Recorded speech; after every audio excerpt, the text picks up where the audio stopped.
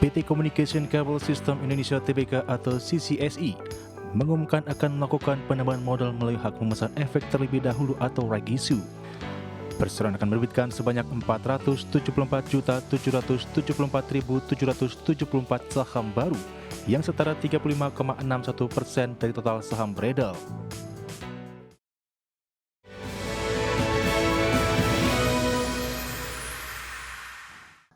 Ya, PT Communication Cable System Indonesia Tbk atau CCSI berencana menerbitkan 474 juta lebih saham baru melalui right issue. Langkah ini dilakukan untuk memperkuat struktur permodalan serta mendukung pengembangan usaha perseroan dan entitas anak. PT Communication Cable System Indonesia Tbk atau CCSI mengumumkan akan melakukan penambahan modal melalui hak memesan efek terlebih dahulu atau right issue. Perseroan akan menerbitkan sebanyak 474.774.774 saham baru yang setara 35,61% dari total saham beredar. Manajemen CCSI menyebut aksi korporasi ini bertujuan memperkuat struktur permodalan dan menarik partisipasi investor lokal maupun asing. Namun pemegang saham yang tidak menggunakan haknya dalam right issue ini berpotensi mengalami dilusi kepemilikan saham hingga 9,27%.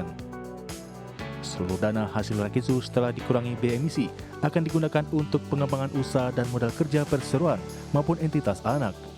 Rencananya persetujuan aksi korporasi ini akan dimintakan dalam rapat umum pemegang saham luar biasa pada tanggal 17 Juni 2026. Berbagai sumber untuk ID Action.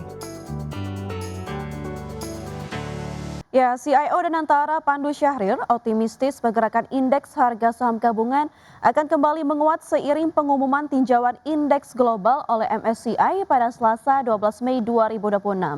Danantara meyakini semua upaya yang telah dilakukan regulator pasar modal Indonesia mampu memenuhi harapan MSCI. CEO BP Danantara Pandu Syahrir mengaku cukup percaya diri atas semua upaya yang telah dilakukan regulator pasar modal Indonesia dalam memenuhi harapan MSCI. Sehingga ia yakin pergerakan indeks harga saham gabungan akan kembali menguat seiring pengumuman tinjauan indeks global oleh MSCI pada Selasa 12 Mei 2026. Selain itu, pergerakan ISG juga akan ditopang oleh pergerakan rupiah. Ya kita tunggu aja besok. Ya kan kalau itu kita lihat seharusnya kan semua udah dimasukin juga. Aku udah lihat perkembangannya, bursa bagus kok dari sisi penerapan yang sedang dilakukan. Ya insya Allah besok, insya Allah baik lah. Tapi nggak penurunan yang ada, Pak? Ya hari ini kan lihat kan ada sekarang perubahan juga. Saya rasa bukan menyangkut soal MSCI kok hari ini. Lebih banyak soal rupiah dan segala. Sesuai jadwal MSCI akan mengumumkan hasil tinjauan indeks globalnya, termasuk indeks MSCI Indonesia pada Selasa 12 Mei 2026. Tinjauan ini mencakup review terhadap beberapa indeks antara lain MSCI Global Standard Index, MSCI Global Small Cap, MSCI Micro Cap Index sampai Market Small Cap Index.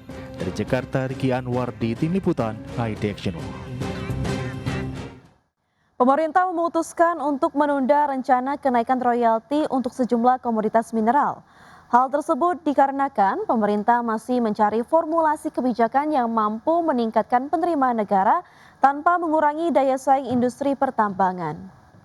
Menteri Energi dan Sumber Daya Mineral Bahlil Lahadalia mengatakan bahwa pemerintah masih menghimpun masukan dari pelaku industri sebelum memfinalisasi perubahan aturan tersebut.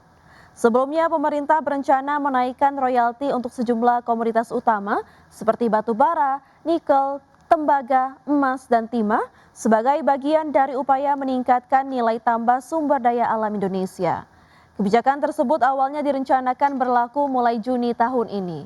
Selain royalti, pemerintah juga tengah mempertimbangkan instrumen fiskal tambahan seperti bea ekspor dan windfall tax untuk pengiriman mineral tertentu ketika harga komoditas sedang tinggi.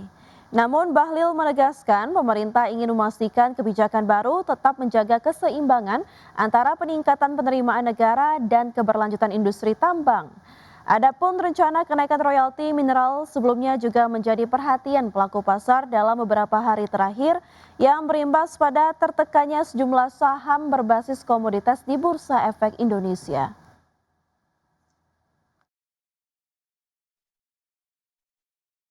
Pemirsa, PT United Tractors Tbk menyampaikan target terbaru per penjualan alat berat dan hasil tambang perseroan untuk tahun 2026. Ya, Corporate Secretary United Tractors, Ari Setiawan, menjelaskan bahwa perseroan melakukan revisi terhadap sejumlah target penjualan pada tahun 2026, imbas dari penurunan RKAB yang berdampak pada bisnis perseroan. Target penjualan Komatsu direvisi menjadi sekitar 4.000 unit, produksi batubara dan overburden removal PT Pama Persa dan Nusantara juga turun sekitar 15-17%. Kemudian penjualan batubara melalui PT Tua Turangga Agung turun menjadi sekitar 9,6 juta ton tahun ini. Penjualan emas ditargetkan sebesar 82.000 ons dan penjualan nikel ore sekitar 1,2 juta wet metric ton untuk tahun 2026. Sebelumnya Presiden Direktur United Tractors Iwan Hadiantoro mengatakan tahun 2026 menjadi tahun yang cukup menantang bagi perseroan baik dari aspek eksternal, geopolitik hingga perubahan regulasi. Ia memperkirakan kondisi menantang bagi perseroan masih akan berlangsung setidaknya sampai tahun ini.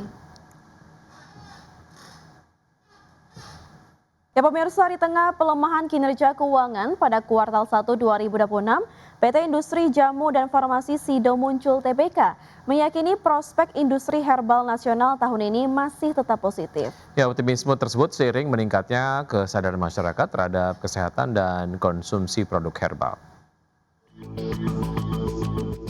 PT Industri Jamu dan Farmasi Sido Muncul Tbk mencatat pelemahan kinerja pada kuartal 1 2026, baik dari sisi pendapatan maupun laba bersih.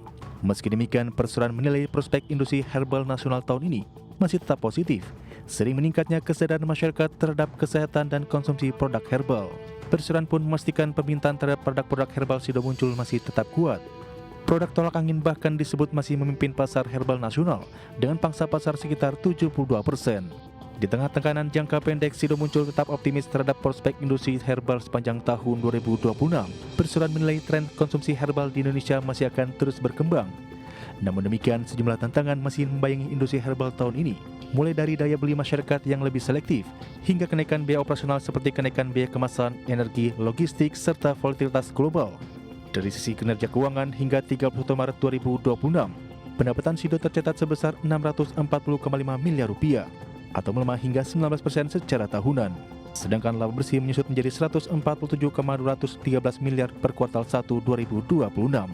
Berbagai sumber untuk IDXchannel.